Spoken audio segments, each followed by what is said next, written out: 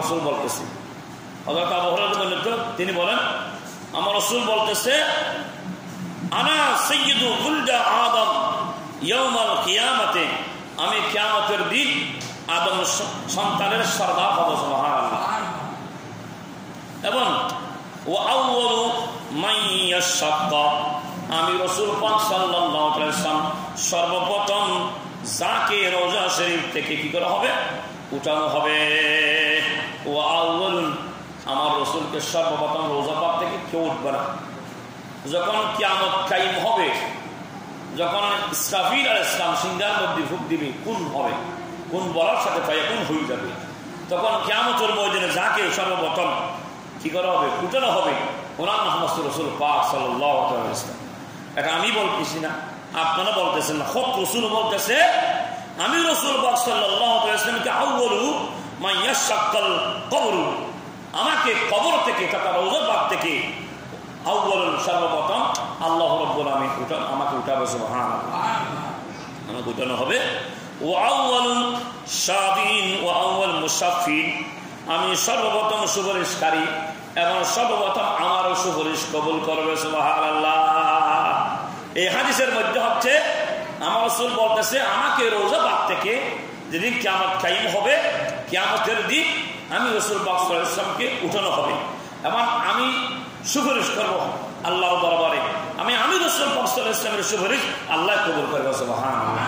রাওয়াহু মুসলিম। আর একটা হাদিস শরীফে দেখতেছি, বিসমিল্লাহির রহমানির রহিম।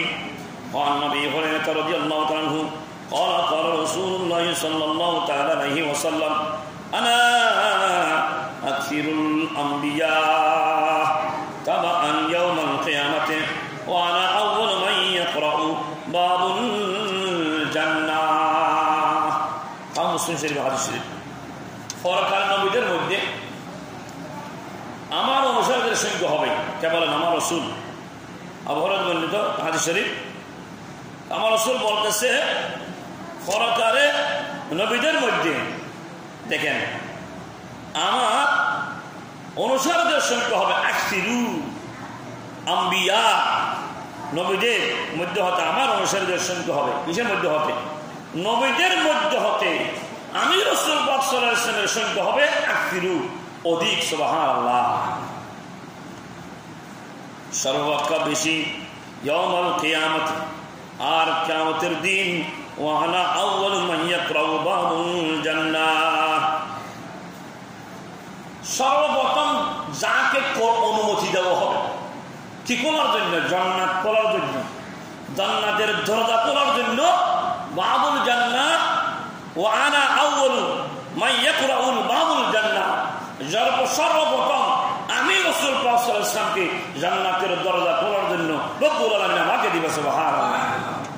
তাহলে প্রথম হাদিসের মধ্যে হচ্ছে আমার রাসূল সাল্লাল্লাহু আলাইহি ওয়াসাল্লাম থেকে সর্বপ্রথম কেউ রওজা পাক থেকে আল্লাহ উঠাবে এবং রাসূল পাক সাল্লাল্লাহু আলাইহি ওয়াসাল্লাম আল্লাহর দরবারে সুপারিশ করবে এবং সুপারিশকারীর মধ্যে আমার রাসূল সর্বপ্রথম সুপারিশ করবে।